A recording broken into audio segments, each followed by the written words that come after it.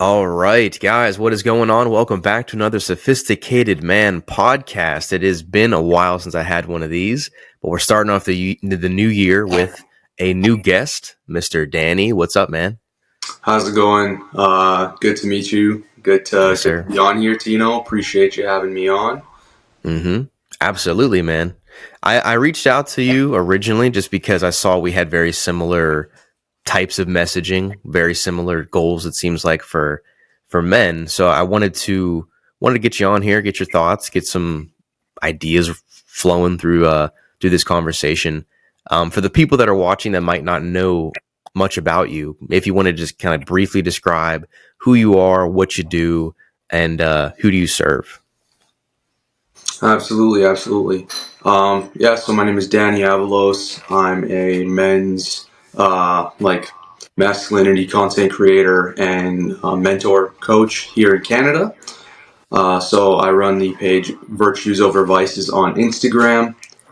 And so basically what I do is, I curate content for men, curated especially specifically on biblical masculinity, and I am a men's mentor and coach, specifically trying to serve and help young men or men of all kinds to stray from the path of degeneracy and get on the path of virtue and self-improvement through biblical ideologies and virtues.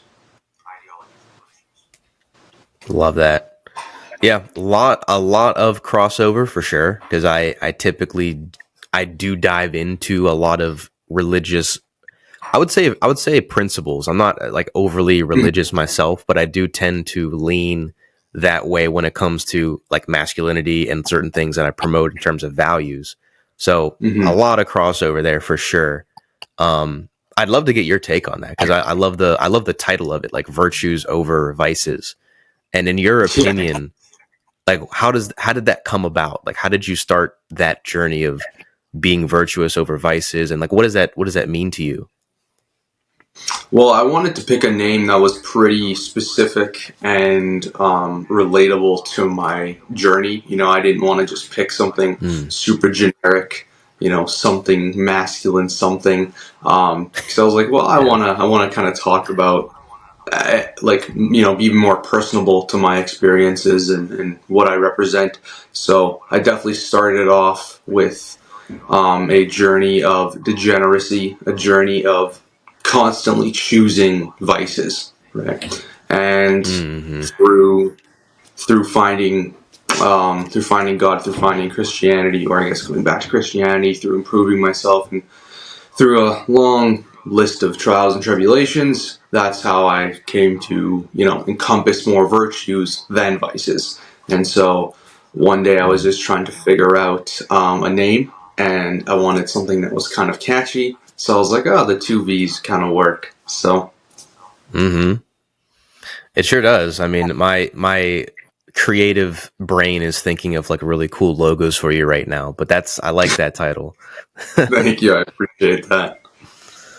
Cool, man. But it sounds like a lot of it was your personal transformation, going through some of the things that you did, maybe mistakes that you made, and then finding more of a guiding light through religion, through things that you found more helpful, more serving to you.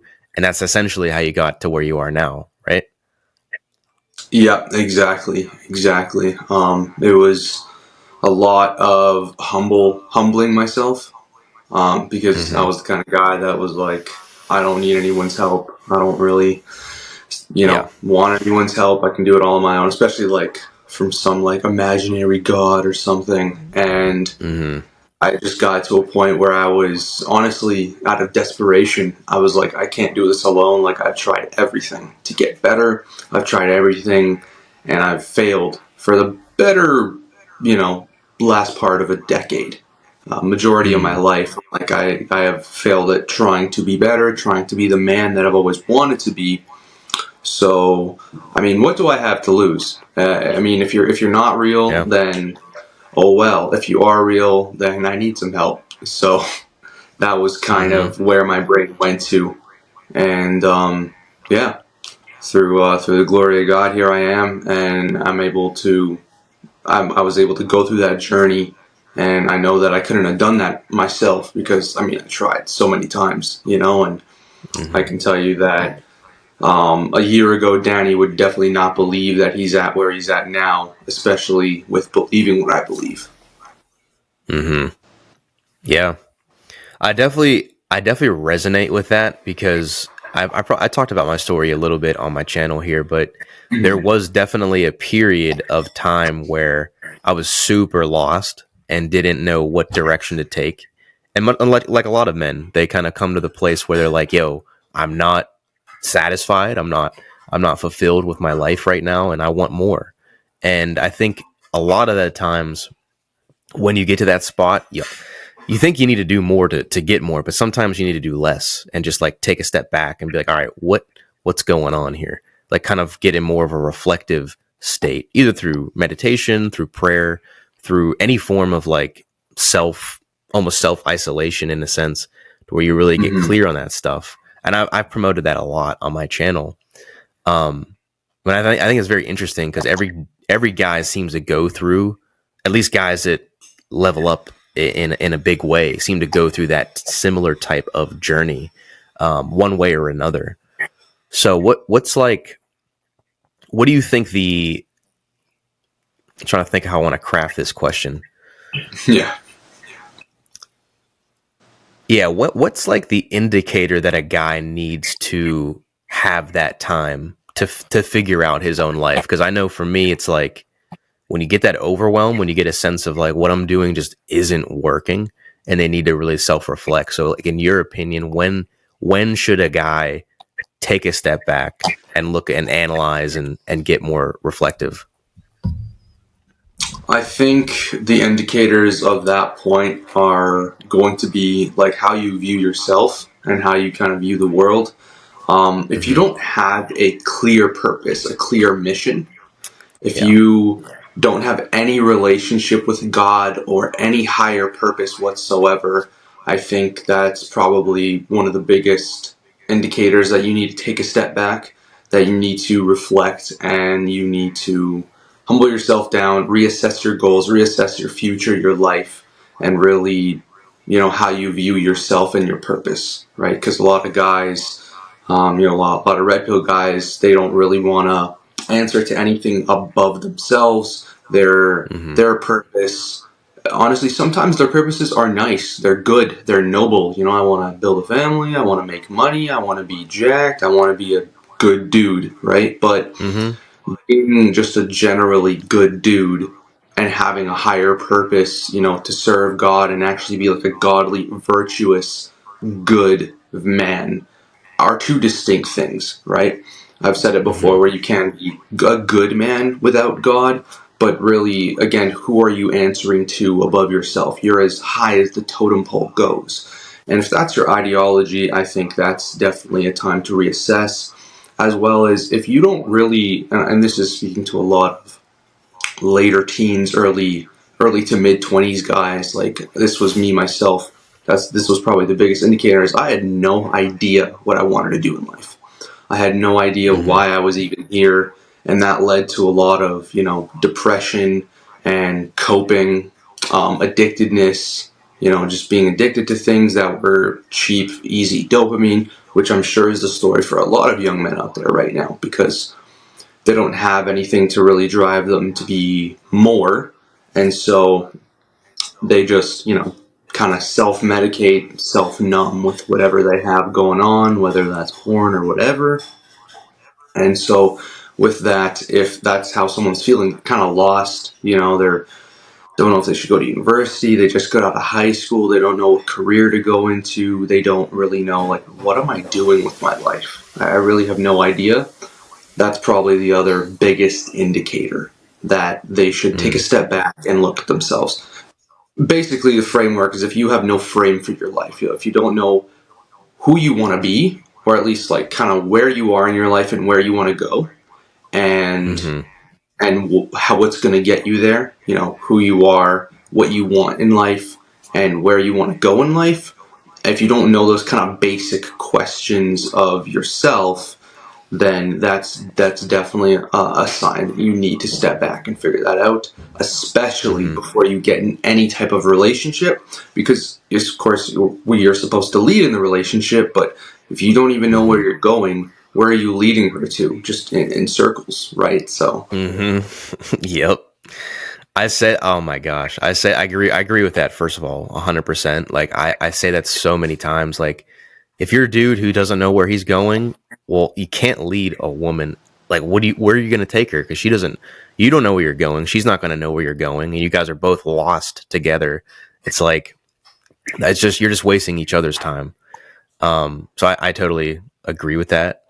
Um, a lot of what you're saying too is kind of like the phrase, when a guy lacks purpose, he just innately chases pleasure, which is something I totally resonate with too. Because I know a lot of guys I talk to, very similar issues. Like they're getting into like drugs or just drinking a lot, or maybe they're just like fapping, or maybe they're, I don't know, doing like just nasty, like unhealthy habits, like eating junk food all the time, yeah, vaping, whatever you can think of. There's always something to cope with. yeah, And I definitely had that. You know, I sometimes, like, even now when I have like periods of like self doubt or something, like my instinct is to go to something, but I have to train myself to be like, nah, like I don't need this. Let me just calm down. Let me just meditate or something. Find something else to do, because that typically is like a default that we've been just programmed to do.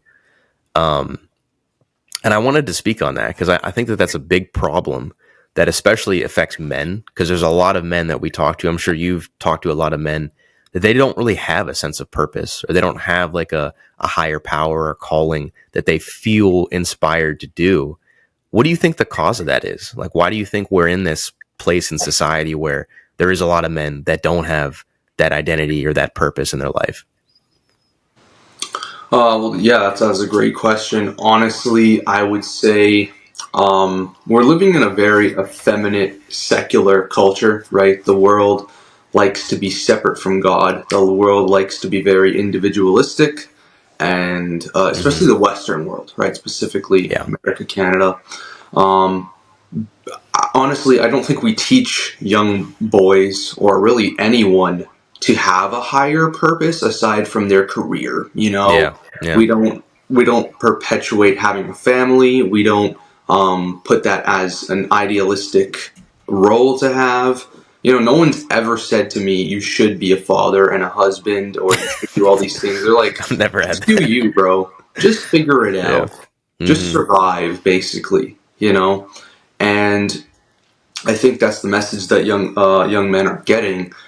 And basically, you go to school, figure out something afterwards, do whatever you want in between. That's Mm-hmm. basically what it is, right? Mm-hmm. And even if they do tell you, just get a career, get married, have some kids, retire, it's never with any sort of enthusiasm, or Mm-hmm. it's oh, you're gonna lead a family and love your family. It's like, well, you got to do what you got to do. Mm-hmm. Um, So when that's the future that you're looking forward to, it seems pretty bleak and seems pretty meaningless, as well as the careers and the education that we're given. It's okay, but again, Mm-hmm. it doesn't really signal any higher purpose. You study, you get a job, you do your thing, right? There's not Mm-hmm. much more to it. There's not any real enthusiasm or gusto there to be more than what the world is telling you to be. And Mm-hmm. what is promoted is definitely the opposite, is that it's okay for you to cope with whatever you feel like. I wouldn't Actually, I would go as far to say that I think it's society literally perpetuates being like, yeah, you can fap, you can look at women, considering they kind of perpetuate sexualization of women pretty much everywhere, online, in Mm-hmm. person, whatever, right? Um, so it's very easy for men to fall weak to that. It's okay to vape. It's okay to drink when you want. It's okay to be overweight. It's okay to do all these Mm-hmm. things that are objectively negative, right? But to say that they're objectively negative is a negative thing now.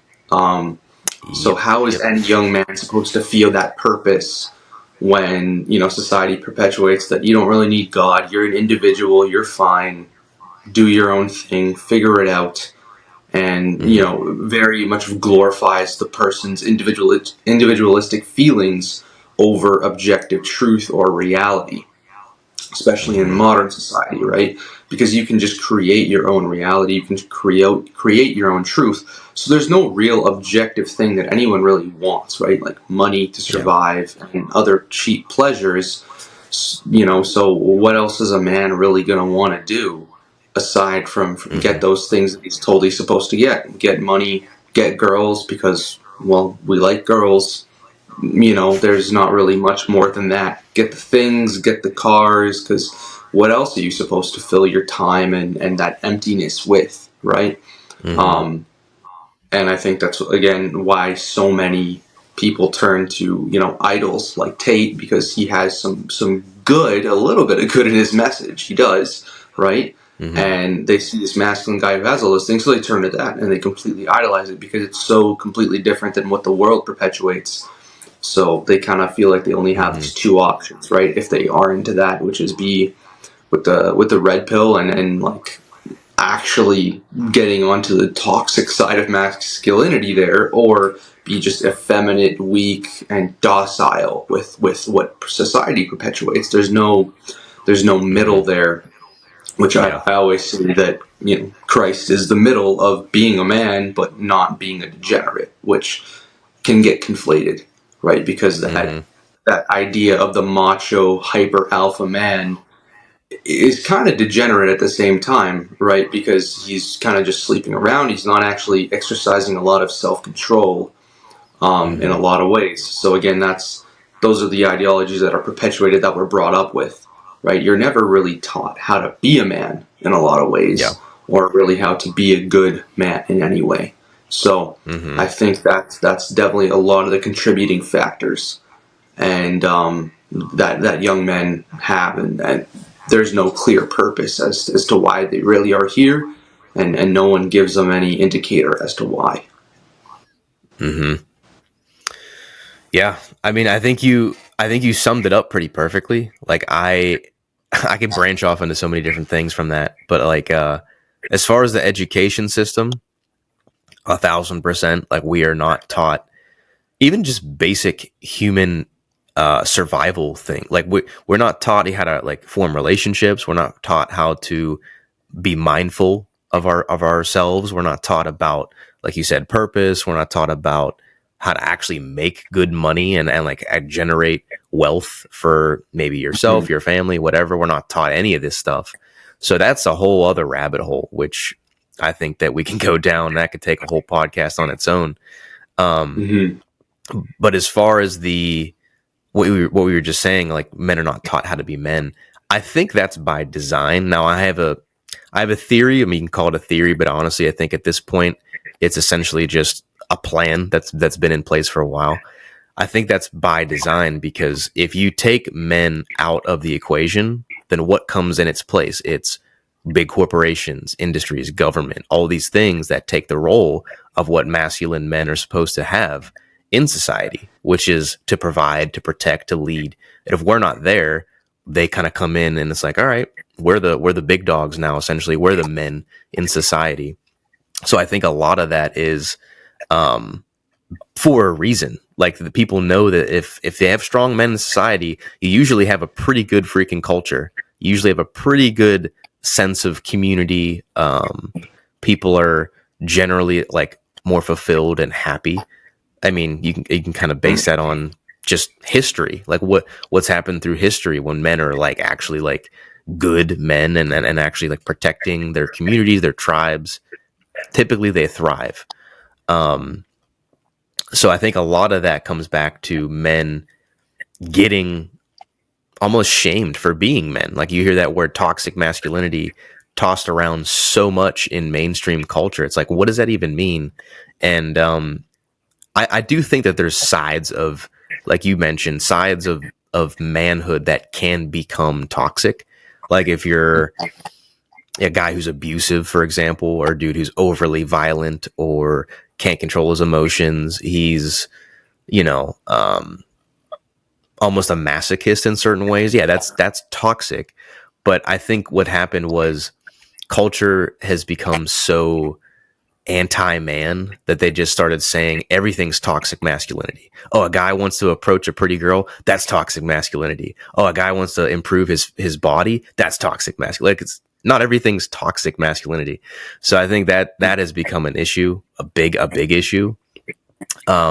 And to your point, the reason guys like Andrew Tate, and this is what I've realized like the last year or so, the reason guys like him became so popular so fast is because clearly there's a need for men for that masculine guidance, for that leadership, for mentorship, for something that they're looking for someone to say, hey, this is how to be a man. And that seems to be the one thing that's popular. Now, like you said, there's certain things I don't agree with that he says, that he lives or preaches, but there's a lot that's like, it's actually goes against the mainstream, and it's like it makes sense for what a man should, I can't say should, but what a typical like traditional man, I guess, looks like in some cases. So I could see why someone like that has become super popular, and it's because Mhm. guys, they don't have that. Like in the home, you look at the rate of like fatherless homes, especially in America. I mean, it's insane. Like the fact that like there's, I don't know the exact statistic. I think it's like, man, I don't want to just throw numbers out there, but I know it's like pretty significant to the point where I think that's why men's mental health is so low. Like suicide rates in men are double the rate of women. It's like 50% more suicides are from men than on women. Like it's just ridiculous. And I think a lot of that has to do with the fact that men don't have um, that figure in their life, that kind of that man in their life to show them, hey, this is okay or this is not okay. I think a lot of that has to do with just fatherlessness and the general cultural shift of like, hey, masculinity is bad and men shouldn't be masculine. I think a lot of that ties into all of it. Yeah, 100%, man. That's completely true.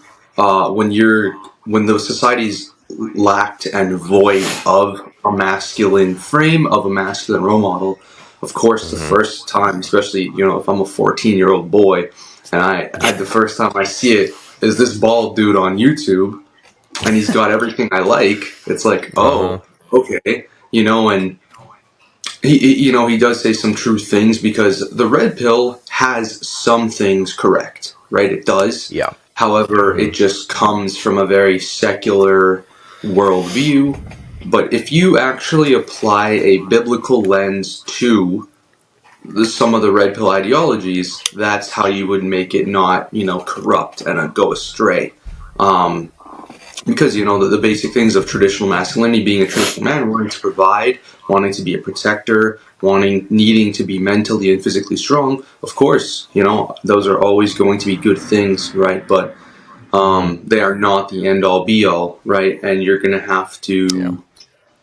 you're going to have to learn that, as well as understand that there's more to being a man than just that. And you have to view it Mm-hmm. from a lens of still needing to be virtuous, and not seeing that you, because you've accomplished such things, that the rules don't apply to you, and that you're able to Yeah. kind of make your own morality, invent your own morality, and live by your own Mm-hmm. rules, not by the rules of Mm-hmm. God.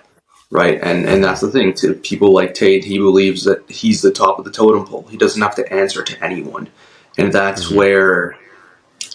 that's where patriarchy gets the bad rap. Is that patriarchy is Yeah. tyrannical and bad when the men who run the patriarchy don't answer to anyone above themselves, because then whose authority do you answer to, right? You are the alpha and the omega.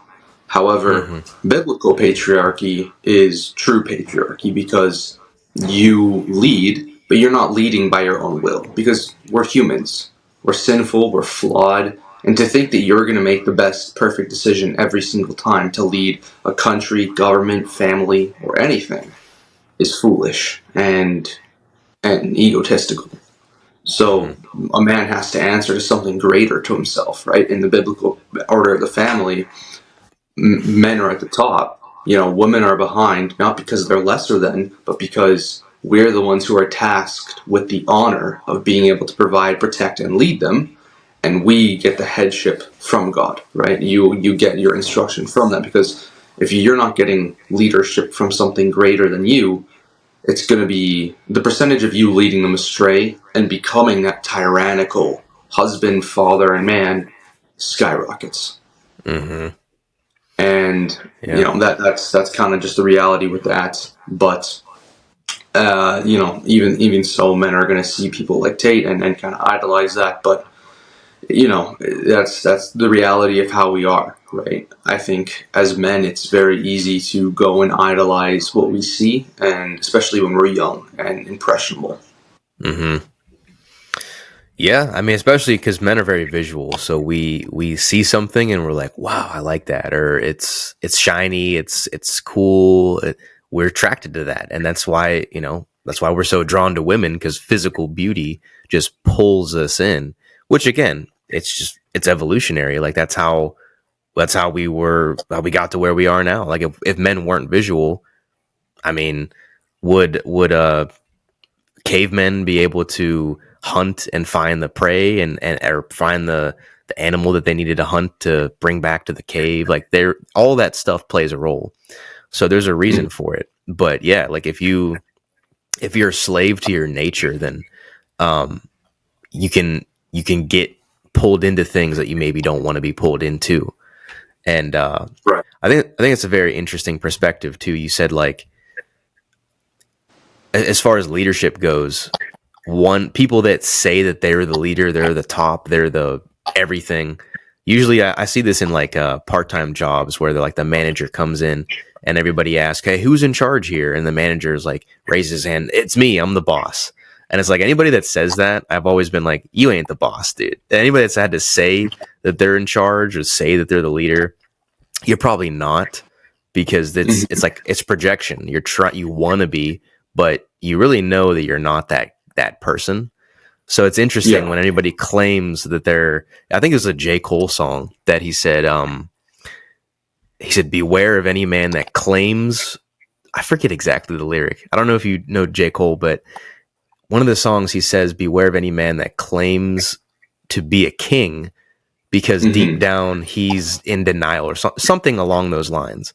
Yeah. Um, which is a very interesting perspective because I think I promote men to be leaders, to be good men, to just do all these amazing things, but it just don't let it get to your ego because the ego can pull you down and make you just like that's where you get into some of the things like toxic masculinity or just manipulation, abuse because you think I'm the guy.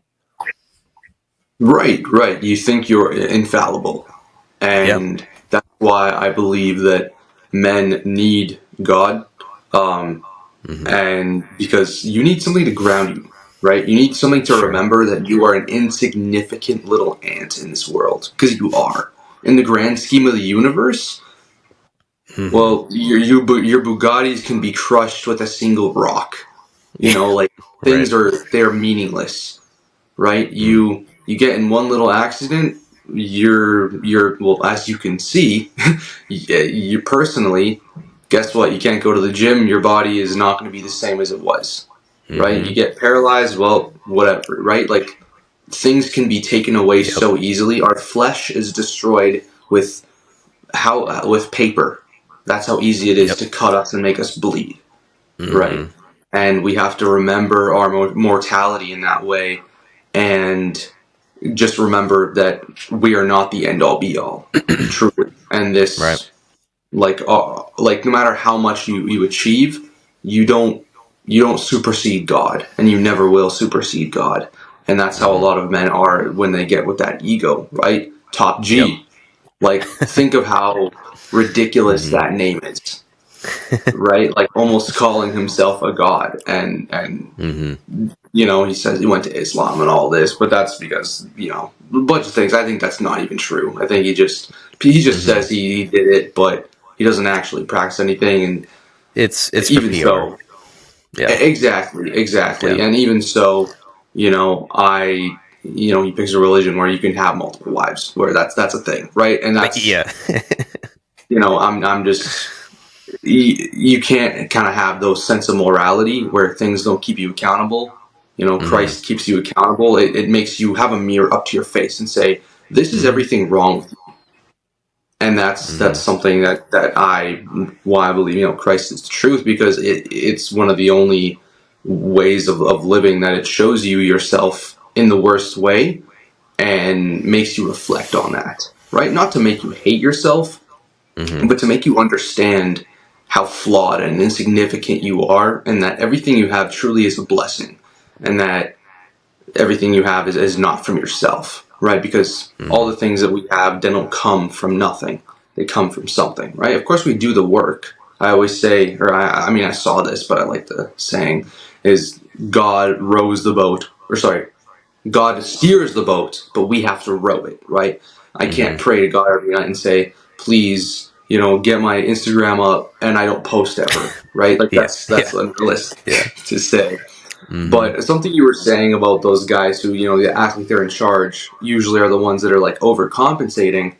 Mm-hmm. Um, I heard this on a podcast actually. It's definitely, there's a difference between commanding respect and demanding respect, right? Yeah, that's Because a true. guy that is, you can see his masculine frame per se. He has that demeanor. He commands respect, not by saying respect me, but by Mm-hmm. his actions, his demeanor, how he carries himself, how he speaks to others, and how Yeah. he draws those boundaries without even trying. Right. Mm-hmm. That is the guy who doesn't have his chest puffed out necessarily, but has a straight back, if that makes any sense. Right. Yep. Not slouched over and sad and all these things. And Mm-hmm. that's different than the guy that comes in and says, "No, you're gonna respect me because I'm the boss. I'm the top G. I'm the number one, bro." And it's like, Uh-huh.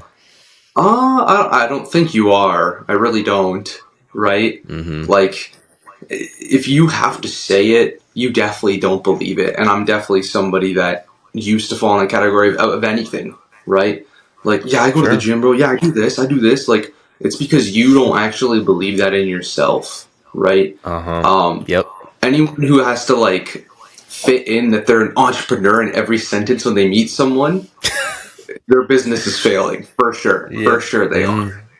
Absolutely. right? So that's very indicative of who they are, because it's how they're projecting how they want others to see them, Mm-hmm. because just by looking at them and meeting them, that's not going to be apparent. They know that. Mm. So I have to make it Mm-hmm. clear that I am a leader, that I am the top guy, because they're Yep. not going to think that when they meet me, right?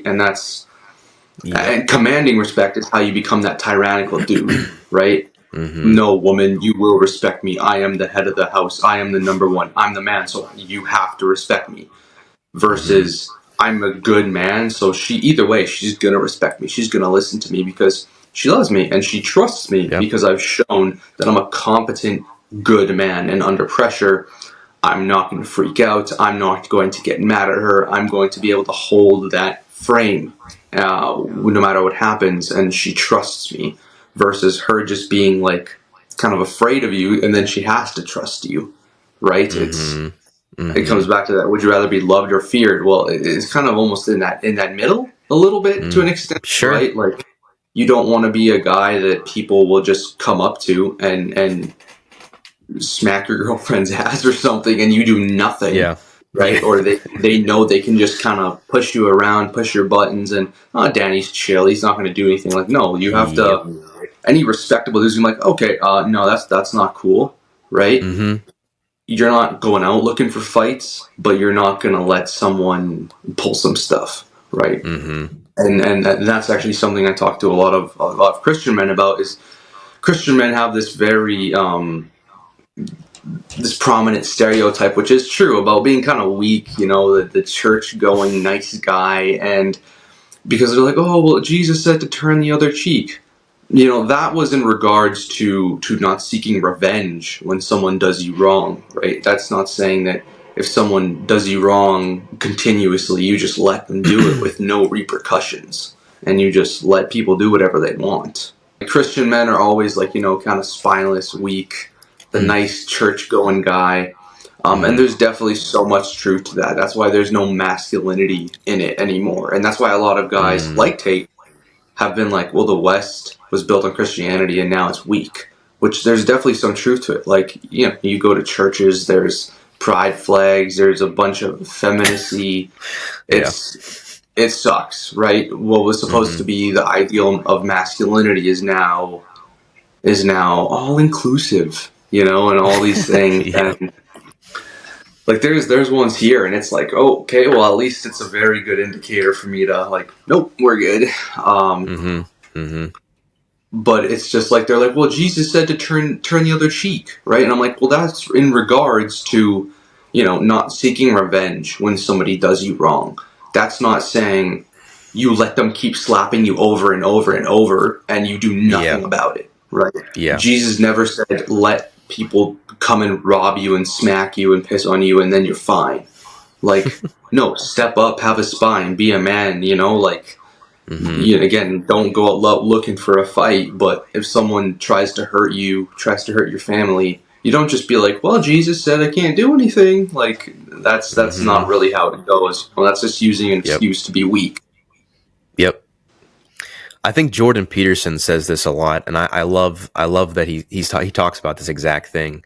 He says that a good man should be capable of violence, but not be a violent man. And I'm like, that's completely true. Like you should have the capability of being someone that can inflict pain and violence and whatever, but you don't want to always be that kind of guy towards everybody. Like you want to be a generous guy, a kind person, a good human being.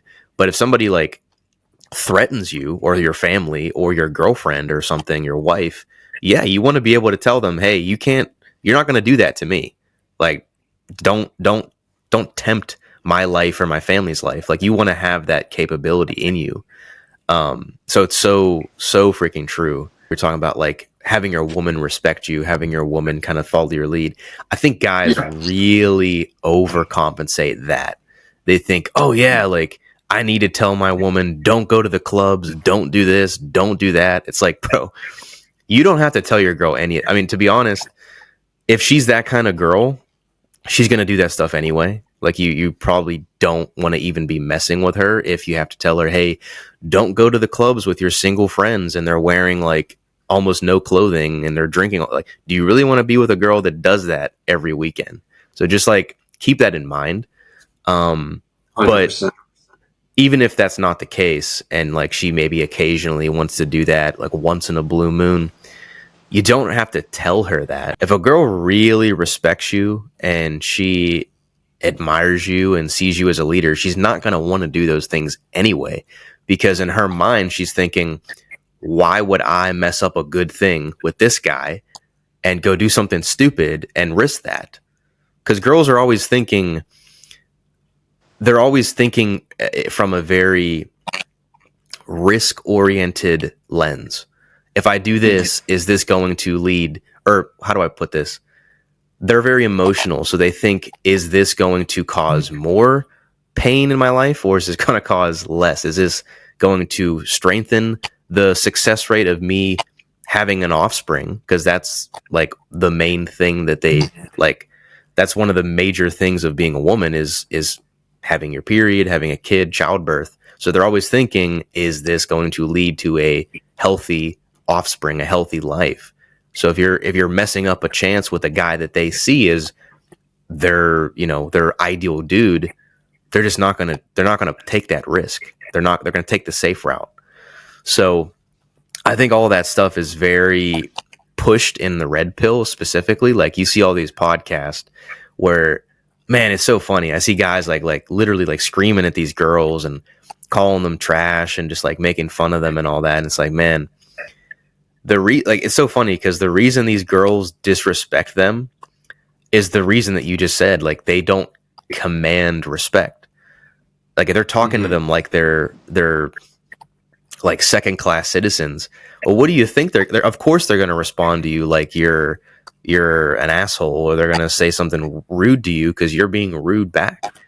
So it's just so funny how like a lot of that stuff is just, I think, very misinterpreted, because then they'll say, "Oh, these girls are modern women are trash. Modern women this, modern women that." It's like, I'm not going to deny that there's very trashy women and women that aren't worth uh, going out with. I'm not denying that, but you got to also look at your actions. Like, what in your behavior is causing women to behave like that around you?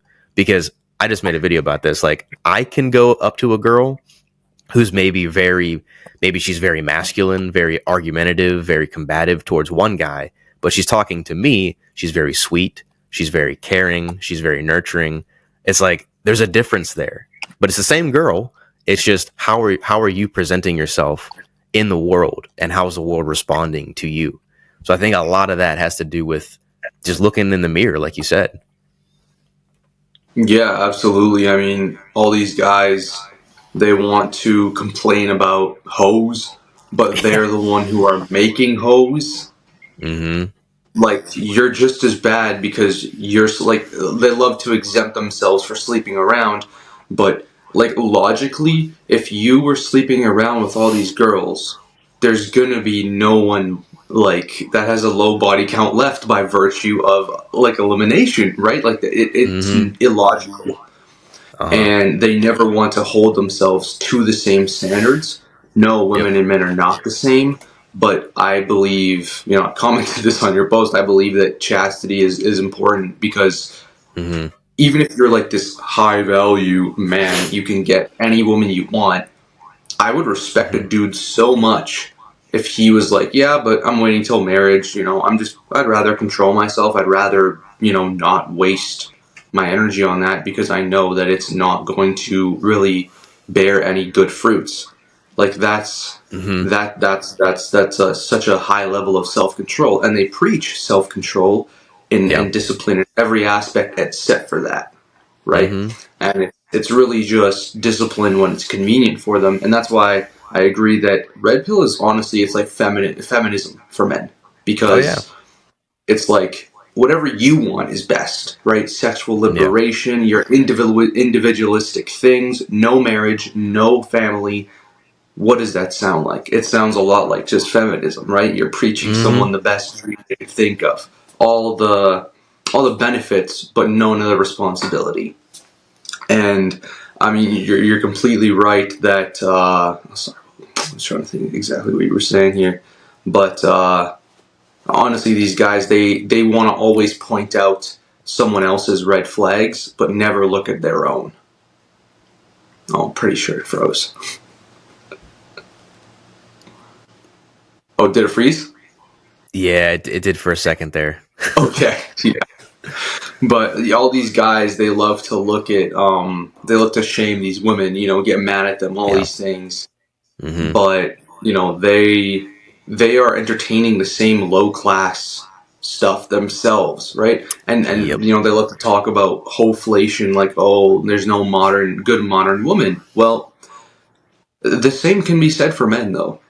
How many men are Sure. actually good, solid, like, men out there? The percentage is Not low as many. heck, right? Like, Yeah. it's, yeah, lots of women are out there doing not so great things, but men are literally inside just playing video games, fapping, or out drinking, sleeping around. Like, Mm-hmm. we're no better, dude. We're truly no Yeah. better. And Mm-hmm. they love to look at everyone else's red flags, but they never want to look at their own red flags and be like, oh, what's wrong Yeah. with me? Like, Mm-hmm. Yeah. it's a very internalized thing of like, nothing's wrong. Like, again, exactly like feminism, just blaming everything on them, on everybody else for their Yeah. own shortcomings. Mm-hmm. I agree. I'm very, very big on personal accountability. And that goes for both people. Like, I obviously I serve men, so I hold men accountable, but I'm also about personal accountability for women. Like, I think they should 100% hold themselves accountable, and like as their partner, I would want to hold my girl accountable for things too. Like, you don't just, oh, just do whatever you want, honey, no problem. Like, no, there's certain boundaries that I'll have in my life that I'm not okay with doing. I don't want you to do, and like I would want you to be on board with that. So that's the other thing too, is guys don't have those boundaries with women or with themselves, and they kind of just like anything kind of goes, anything kind of can happen, and it's okay. Which there's certain nuances to that, like, right, so you don't want to like, I believe in a balanced take to this. Like, I think you should, like, obviously have some fun, like go travel, like, maybe eat that food that maybe you shouldn't every once in a while. Cause I love pizza. Like, I'm never going to give up pizza in my life. Cause I'm Italian. Like, I'm going to eat it. But Yeah. obviously have a limit. Like, I'm not going to eat it every week, maybe limit it to like a once a month thing. So to have some Mhm. balance there, but there should also be structure, because I think you noticed, like, in society, this kind of, it's funny that we're talking about this, because this happens to reflect, I think, in society when there's no boundaries at all, and there's everything is permitted, everything goes. Well, look at culture, it's chaos. Like, people are just like freaking, people think that you can identify as a freaking table and people call you a table. Like, that's where we're at in society, because anything is permitted. Oh, like, just be accepting, like, everything, like nothing matters. Okay, we have people walking around saying that they're a tiger, and people are like, yeah, you're a tiger. It's like, that's where we come to. So there needs to be some kind of boundary, some kind of objective things, like, nah, that's actually not good, or that's not okay. And Yeah. to tie it back to your point about um, men kind of sleeping around and complaining about like low body counts, I've never understood that. Not even just from a religious perspective, just from like a logical perspective. It's like, okay, you want women to not have a large body count, but you'll like bang anything that moves. It's like, it's just, those two things just don't make sense to me. And it's like, Mhm. how can you have one without the other? Because it's like you said, like, we're the ones that end up having sex with these women. Like, we're like, they're not having sex with themselves. Like, they go and they find dudes to obviously have sex with. So it's like, you do have to have that level of self control and say, well, what can I do to make this situation better? Because it is on us, I think, at the end of the day. 100%, because I mean, men are the leaders in society, right? So Yeah. if we declared we're going to be celibate, we're not going to be sleeping around, the women would Mm-hmm. follow. They would, 100%. because, well, also just logically, how are they going to if no one, if the men aren't sleeping around, right? Yeah. Yeah.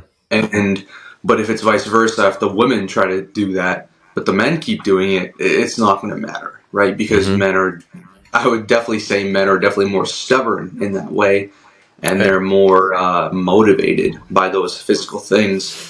And Mm-hmm. honestly, one of the biggest reasons that I never wanted to be religious and follow God, even though I knew it was the best thing to do, was because, Mm-hmm. like most people, I don't want to follow rules, right? Or I didn't want to Yeah. follow rules. But even before I came to Christ, I actually wanted to be celibate until marriage. That was something that I wanted to do. Mm-hmm. And without any religious purposes.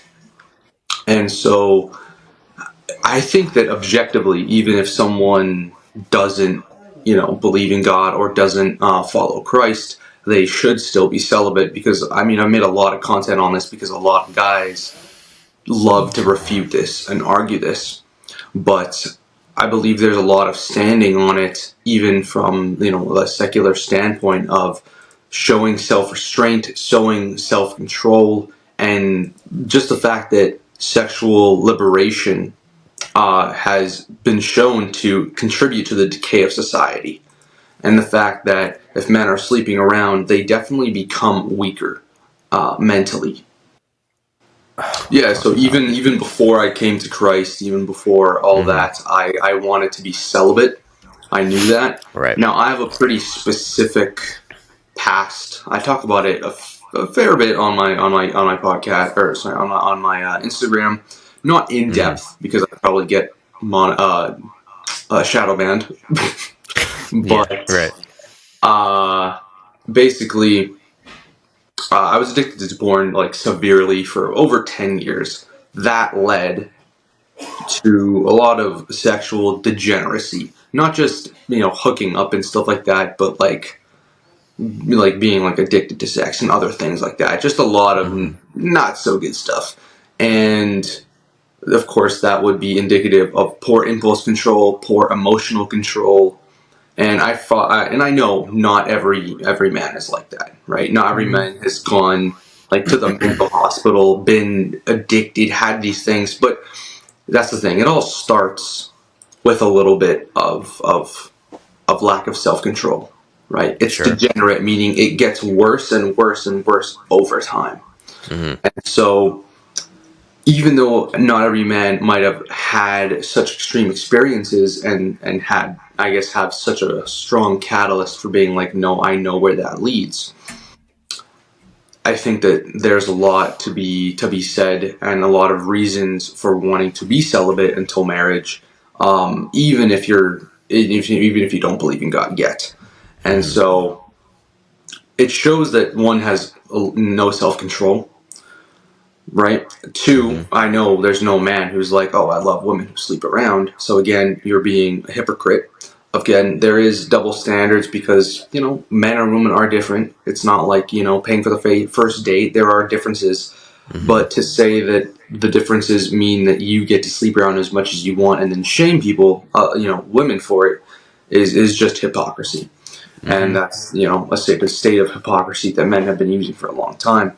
And, Yep. it shows lack of self control. I believe there's literally no benefit to it. I think that any man who says, after I have casual sex, I feel like a better, happier, more whole man Yeah. is legit psychopathic if he can lie to himself so well. Because some Mm-hmm. of these men really do. And I'm like, I True. know for a fact you're lying, bro. Like, Mm-hmm. of course, that usually leads to masturbation and porn use, which I'm completely against any. I think any like release per se is not good. Unless it's in your dreams because you have no control of that. I just don't believe there's any merit to it. I think it keeps you more focused. It, Mm-hmm. regardless of people being like, "Oh, well, Tate sleeps around and he's a strong man." I'm like, oh, well, mentally, I'm not too sure about that, right? Because Mm-hmm. again, a mental strength definitely comes from a sense of morality, and whether what he's done is what he's done, it doesn't really matter. But I think anyone can say that he definitely doesn't have the most straight moral compass. Mm-hmm. Especially when he's a man who has multiple families with and is not married to any of them, you know, Mm-hmm. and I think again that's indicative of a man who views it as just an act, nothing else, right? Yeah. And then you kind of get into the godly side of it, but even just logically thinking, there's only one Sure. process on the entire earth, aside from like, stuff in a test tube, that can create human life, Uh-huh. right? There's only one process in the whole world, and we're just doing it so casually for fun, Mm-hmm. with just the risk of having a baby with someone we don't even care about, right? Yeah. A lifelong decision. And yeah, of course, you can have contraception or whatever, which is not great, but even that never has 100% efficiency rate, right? Mm-hmm. Efficacy. So to treat that so casual, that's what kind of switched my brain, because I mean, when I was young, I definitely had some pregnancy scares with my girlfriends, and it was Sure. like every time that you're making that decision to do this, you're taking even a 1% risk of having a baby, which again goes into a whole nother whack of things. So you're either going to kill it, which is, obviously you can guess I'm extremely against that, Mm-hmm. or you're going to have a baby with someone you don't want to be with. All these things just so you could get a nut in, right? Monumental consequences, monumental Yeah.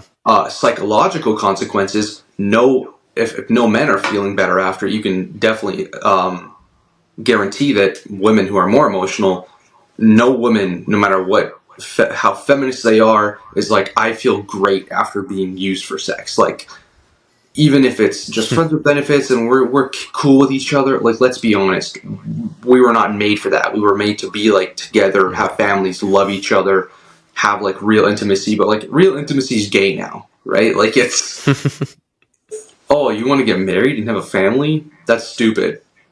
How ridiculous does that sound, right? And I bought into that trap too. I never wanted kids. I never wanted to be married. I was just gonna have me in my cars or whatever. And I was like, that's a great lifestyle to have. But like, how selfish of a world do we live in where that's the ideal? Like you were saying, that's what society is perpetuating. And I completely do agree. I don't think it's a conspiracy. It's definitely 100% Yeah. staring us in the face. You have weak men, you can pretty much play around with the world as you want, Yep. right? Because no one's going to fight back. And like you see online, basically companies have replaced the man, right? You don't want to work for your husband in the home. You don't, and not work for him tyrannically, but you don't want to be provided for by your husband. Okay, we'll provide for you with Yeah. no emotional support or care, and all these things. We'll give you some maternity leave, but that's about it. And it's all really interconnected, truly. Oh yeah. Yep. But I think sexual liberation for men, even if you're not a religious guy listening, don't do it. Regardless of there's so many reasons. Go look at my page. I have lots of reels on this. Like if you're not convinced, I don't know what to tell you, bro. Yeah. I definitely see the value in that. I think I commented back to your comment, and I said I definitely see the value in being controlled and not just like, okay, see a hot girl, I have to go have sex with her, because it just brings a lot of distraction, especially if you're a serious guy in his self-improvement and his purpose. You're not going to be as locked in if you're just constantly using that energy to just, Yeah, all right, this girl, this girl, this girl, this girl. Because dude, I've done that before, where I've had like multiple women that I was talking to, that I was texting. Man, it's draining. Like, it's oh yeah, draining, not only just for me, but like to remind myself, okay, what is her name? What are her interests? What does she like to, and having to remember multiple girls at once. It's like, it's a headache, to be honest. for And sure. it's hard enough with one girl to manage just what she's doing, and then to think throwing on 3 or 4 more. It's very, very confusing to keep all just your mental state. But the one thing I'll say about the whole celibacy thing, I've had a lot of like, because there's a subset of guys who think that they're doing it for a good reason, but it's like, no, you don't. You're not practicing celibacy. You just can't get girls. there's a That's there, true. there's That's a 100% section true. there's a section of guys that say, they're like, oh yeah, I'm being celibate, I'm waiting. Nah, you just can't attract women. There's a difference. So like, actually being able to have women come to you and be like, I'm cool though. That's the difference. And being able to say no. Exactly. You want to be a guy that can attract women, can Yeah. like women want, Yeah. but you're like, no, I'm okay. Like I want to save that for my wife because it's gonna be Yeah. like that is gonna be objectively it should be the best relationship of your life. So how are you gonna kind of diminish that? Which they're like, oh well, only women get that like detachment. No, men do too. Like our brains still do work that way, maybe not to that extent, but you think after 50 girls you're gonna still have that like connection and love with your wife. Like no, you're gonna Yeah. be like a piece of meat because like I've been there, and Yep. it's definitely true. I can tell you from someone who like purposely, I am single right now because I just want to focus on my life right now. And I always preach that until you're like at least close to being ready to be married, I don't think you should date, because then you're going to be perpetually dating for like 3 years, and then you're getting into this BS, and that's a whole other can of worms. But basically, it's definitely a lot easier to be celibate if you there's no temptation around you, if you're just by Sure. yourself, you're specifically being single, specifically isolating, or yeah, if you just can't get girls, right? You want to be able to have that, to be that man that can still talk to women, can still get women, but you just don't want to, Yep. right? Because you are going to need that. You're going to want that charm and flair and a little bit of Exactly. that riz for when you meet your wife, Oh yeah. right? You don't want to be like this. hi, I've been in church for the past 5 years. How's it going?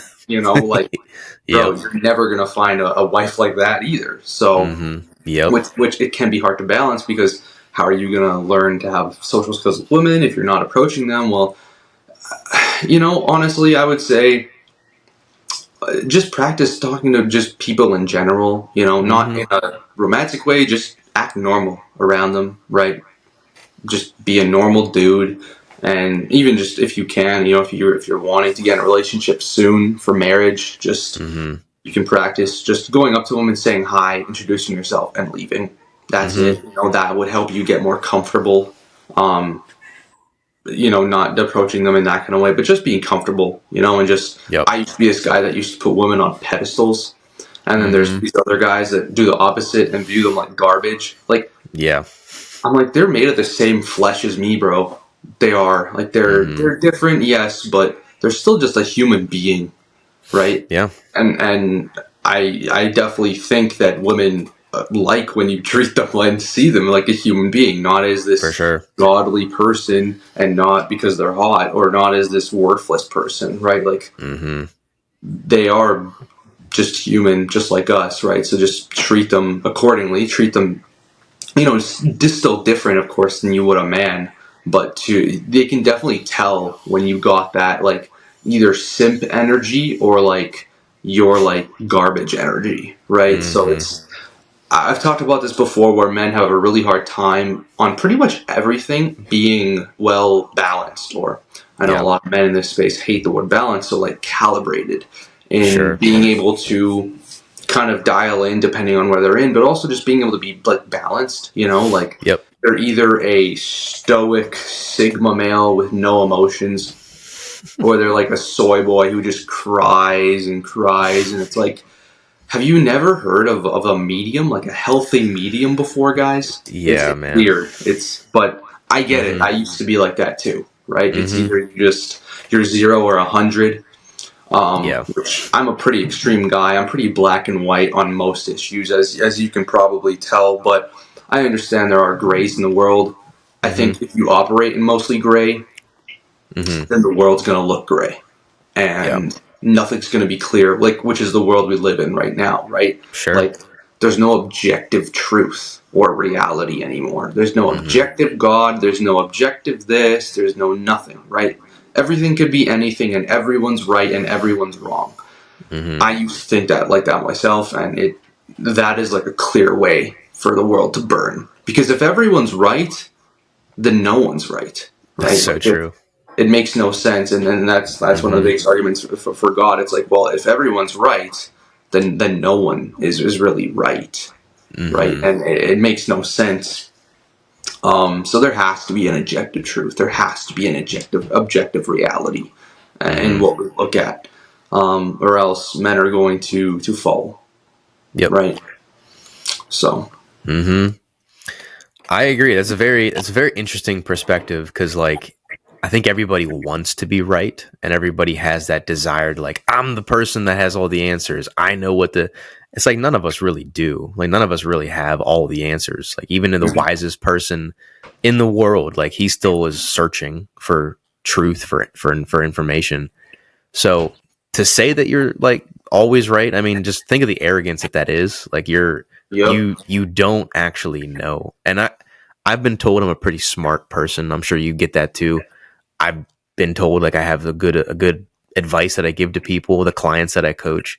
I still don't know the exact answer. Like, I'm not gonna tell them like everything I say is gonna be exactly what you need. It might, but it could also be not what you need. Like, you do have to figure that out too on your own.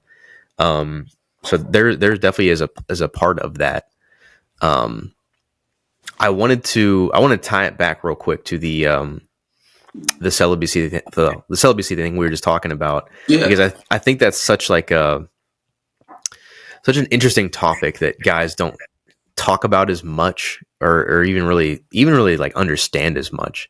So yep, I have a slightly different viewpoint on that, and not too different than yours, but just slightly different. So, like, from where I come from, I don't particularly like wait until the marriage to do that. but I Hmm. do think it's important to like at least wait until it's a girl that you genuinely see a future with. I think somebody said that there was like a quote that said like you probably shouldn't have sex with someone that you don't see having kids with, because there is that risk. Like you said, like if you're doing it, there's a chance that it's going to happen. So Right. I think it's better if you do it with someone. Let's say you're dating someone or whatever, you see this girl, because I don't date for just like casual reasons. Like if I call a girl my girlfriend, it's because she's going towards that wife category, or she's going to be the mother of my children. Right. That's kind of what I think men should start doing. Is if you're going to get into the commitment, it should be that long term commitment. Like don't just commit for 3 months or 6 months and then you're out. Like if you're gonna stay in something, be in it for like the long term. Yep. So I think that's kind of where at least that's my mindset, because I know that there's benefits to being a guy that has experience. You know, women do want a man that like knows essentially what he's doing. I'm not just talking about sexually, but just like with women, like you know how to lead, you know how to take her on a date, you know the basics, you understand all that. I think there's For sure. value. There's definitely value in that. But like to your point, if you're like always going out with everybody and you have no standards and you're just sleeping around, well, you're not going to get intimate with this girl because it doesn't mean anything to you. So I totally see the gray area in that a little bit, Hmm. but I see your point as well. I think there's value in that. For sure, and I definitely do understand that point. I think it is a good, general rule for men to follow. The thing with that is like, well, when you date, of course, you want to date for marriage, right? That's of course the number Mm. one thing. Because if you're not dating to marry, you're dating to break up eventually. That is really the only So option, so true. Yep. right? That's Yep. basically it. And so I believe that. Well, I mean, I think it is objective reality that the one of the biggest reasons why someone might want to uh, go and be celibate until marriage, even if you're dating this woman, is because when you have sex, especially as a man, us being so, I think we're very riled by sex. Like we're very motivated Mm. by it. Is that when you put on those after you do it and you put on those glasses, your view is skewed, right? Oh yeah. You're not really going into it with a sober mind as much because Hmm. you've had sex already. Even if you have this idea that you want to be with this woman, things that may not have been the way they were are different now. Meaning your things that you may not have wanted in the wife, you see things pop up, you see problems, you're going to make excuses subconsciously because you've had sex with her, you like her more, you enjoyed it. Maybe Hmm. you really liked it. She was good at it with you, and you're like, yeah, but I have this, and I don't want to give that up, right? And that's why a lot of men stay in perpetual relationships and they end up marrying the wrong woman because they're like, Mm. well, it was good, right? And that's the thing is you want to enter in making this decision that you're going to be with this woman for the rest of your life with the most sober, clear mind. Hmm. And let's be honest, as men, logic and clear mindedness gets fogged over the more we have sex with someone, right? We're Hmm. more likely to paint those red flags green and be okay with things that maybe we wouldn't have been okay with because we're altered a little bit in that way and our view has been skewed a bit. And so that's the only thing that I would say that a reason for men to wait until marriage. But that's the caveat is that I believe men should get married fairly quick. I believe that within a Hmm. year to a year and a half max, you should probably get married to the woman. Why? Because I'm also the opinion that if after 6 months you're with this person and you don't know if you want to get married, you probably don't want to get married because it's usually something that you know fairly soon. Again, in those 6 months, if you're vetting her properly, right? You're not just Hmm. casually hanging out. I'm also someone says that you should ask the hard hitting questions pretty soon off, Yeah. right? you know, like I believe, obviously, again, going into that, I believe that a relationship should be rooted in God because if it's not rooted in God, it's rooted in your feelings. and your feelings change day to day. In 10 years when you're married, her feelings might be, I want to take everything and leave and go. But when you make a covenant with not just you, but God, right, which marriage came from a sacrament of Christianity, then that's kind of what brings that total, eternal matrimony. And when you're making that decision, you want to be as sober as possible, and you want to be asking those hard-hitting questions. Do you love God? All these things, like, do you want children? On the second date, because if not, then you're already weeding out the people you don't want, right? You don't want to waste your time. You don't want to waste your time. Do you want to be a homemaker? This is my plan. This is my plan. I got this Instagram. I'm trying to build a business. I'm gonna take care of you. This is my 5-year plan or so. You down? No, that's okay. It was lovely meeting you. Take care. You're Yeah. interested in that? All right, let's see where this goes. Right? It's as simple as that. But you have to kind of have a vision, like we said at the very beginning. You have to have a bit of a vision of what you want. You can't just be this guy that's like, I don't really know what I'm doing, and then want to lead her. Right? Yep. You got to have yourself somewhat established. You don't have to be rich and all these things and have a house, but be like, I could modestly provide for us. I have a general plan of where I'm going, so at least she has an idea.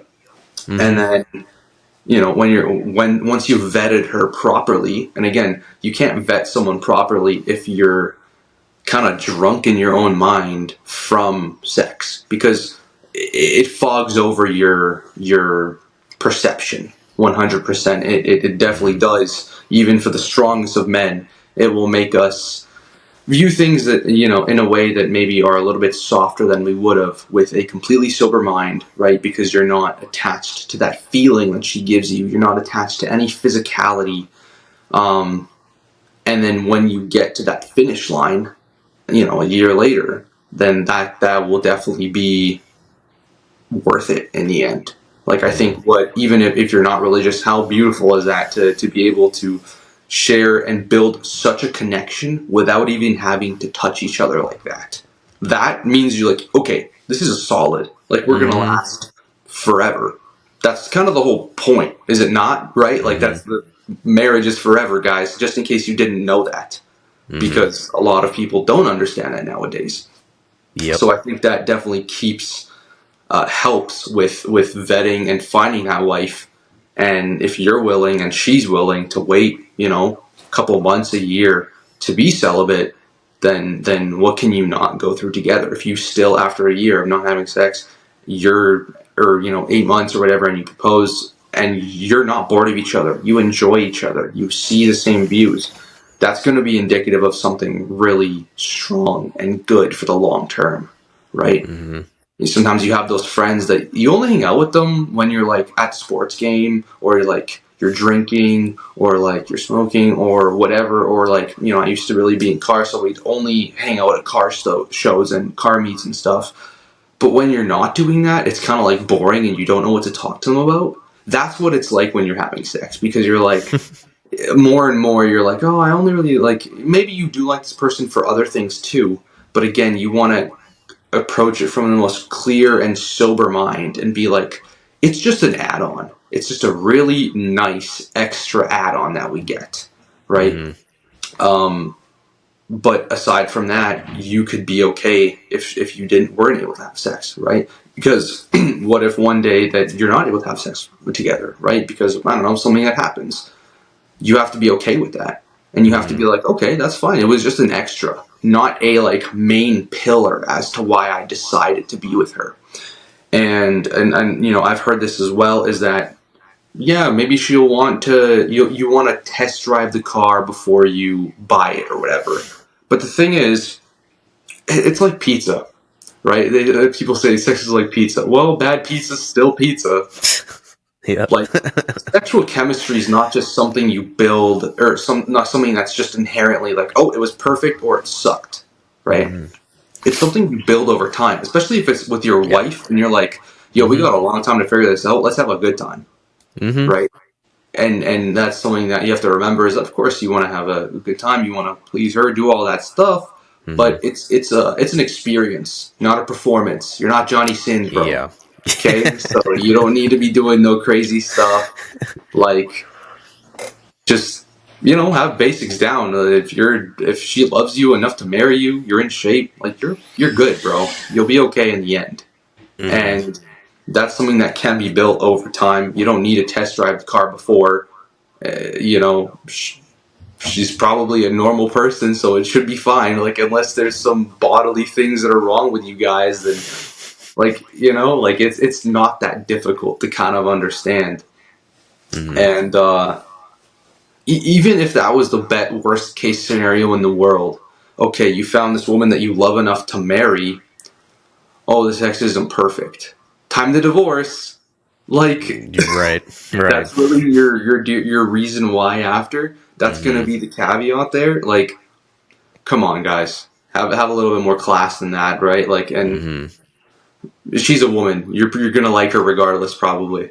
So, Yeah, I mean that's a fair point. That's definitely a fair point. And I think as far as like the sex not being good and everything like that, a lot of that comes back to knowing what you like. Like first of all, as a guy, like knowing what you like and knowing how to communicate. If you can communicate, then you can eventually have good sex with your partner because you'll know what she likes, you know what you like, and you guys can do it together. Because like the thing is crazy is like the only time it's ever bad really is when there's two people that probably shouldn't be together in the first place and they just do it because it's like an impulse thing or whatever and exactly, there's no exactly, chemistry whatever. Like if you're with somebody long enough and you really understand each other's like bodies and their desires and every, it's gonna eventually be good. Like you're not gonna just always have it be bad. So exactly. And yeah, who can have that bond and have that understanding, communication better with you than your wife, yeah, facts, right? facts. So there's really not much you're losing, guys. Truly, Hmm. truly, there's not. And also, if you find someone that is celibate, I think that's indicative of character, virtue. Sure. Um, and that's definitely the same with me. Like, when I'm looking for a woman, like it's that she loves God, loves the Lord, is celibate, and those are two things that maybe not be the most common, but those are the easiest things to weed them out, Yeah. right? I would say that to women as well. If there's any women listening by chance, that the best way to weed out boys is to be celibate. Be celibate. Be like, as soon as you meet them. By the way, I don't have sex till marriage. Oh, okay, perfect. This guy's gone probably, and that's great because Yeah. you don't need that kind of guy around, Hmm. right? If he can't have that kind of self discipline and all that, then I mean, I used to be that guy, so I'd be like, oh no, okay, bye, right? Because I'm just looking for something easy at that point, right? It's very easy to weed that out, and it's a good pillar to stand on, I think, Sure. and just there's just a lot of benefits, right? The world just wants you to think that there's far more benefits to just being promiscuous. But Hmm. I don't think you can look at any point in history where promiscuity, even in men, in the most high value of men, has ever been a positive thing for a man, right? Hmm. So just something to consider, guys. But you Hmm. should really, really do it. Yeah. Hey, I've definitely had stints of celibacy before. I mean, even right now, like I've been practicing that for like at least over a year now. I mean, at this point, because my last relationship ended, I haven't really done anything since then. So it's like there's benefits to it for sure. Um, Oh yeah. and I definitely, I think it depends too, like depending on where guys are at in their life and stages and like the maturity level. So like I can have empathy for people that don't quite see that or see the value and be like, hey, well, maybe try it out, maybe just see how it is for yourself. But yeah, again, I have a very like balanced opinion when it comes to that. I can see Mm. both sides, but I totally respect your viewpoint on that.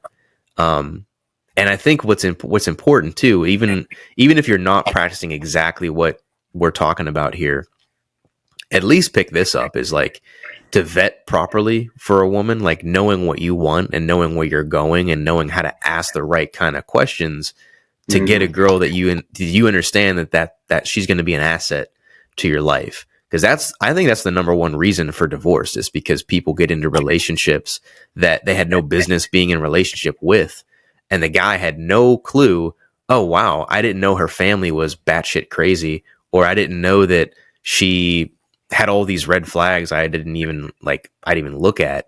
But because you didn't vet her in the beginning, you don't even know these things. So I always blame the dude when stuff like that happens. It's like, what did you see this before? Like, how did you let it get to this point? Um, Exactly. I mean, it's their responsibility to do that, and yeah, that's the thing is that when you're colored by sex, you want to paint everything green and just be like, it's fine, we're good, we're chill, I'll like yeah, her, right? yeah. And to all the young men out there, I get it. I was like that myself. Don't be with her, don't date her just because she's hot. Please. Okay? Facts. It Yeah. is a horrible decision. I know that it will be the biggest ego boost you've ever had, Hmm. but in the end, you're going to feel like crap. You are. I promise you that. So, if anything, yeah, definitely take away that you got to vet properly and at least just don't be, you know, out there just doing everything. At least Hmm. try to be more mindful because we don't want any unplanned pregnancies that can lead to things that are not so great, guys. Okay? Yep. Because if you're not ready to step up as the possible father, as a father, you shouldn't. I believe you shouldn't be having sex because you run that risk, right? Hmm.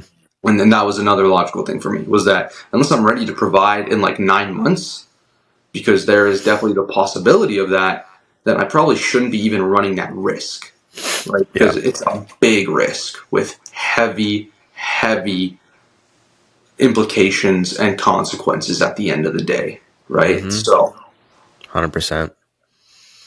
Yeah. There's always a risk when you're doing that, and yeah, like I said before, like if you're gonna have sex with somebody, it should probably be with someone that you see a future with.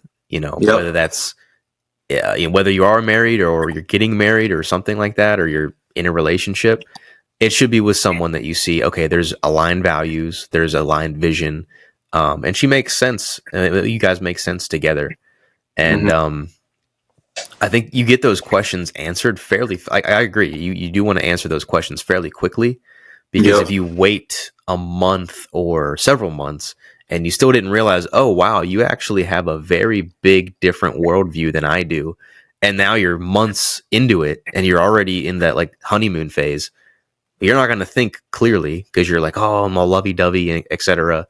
And she Exactly. has a massive like difference in the ways she thinks. And honestly, that happened to me. Like my last girlfriend, there was a big difference in the way we view the world, and I didn't ask those questions up front. Like I kind of just like I asked some good questions, but it wasn't like penetrating. Like, all right, tell me like what's your worldview? What is your political ideology? Like, are you religious? What do you believe in? Like, I didn't ask a lot of those, Yep. and because of that, like it kind of ended up. I just went along with it, and we ended up getting exclusive. And then I found out some of these things. I was like, wait a minute, I don't like that, and it became an issue, and like there'd be arguments. So it's like you should know this stuff up front.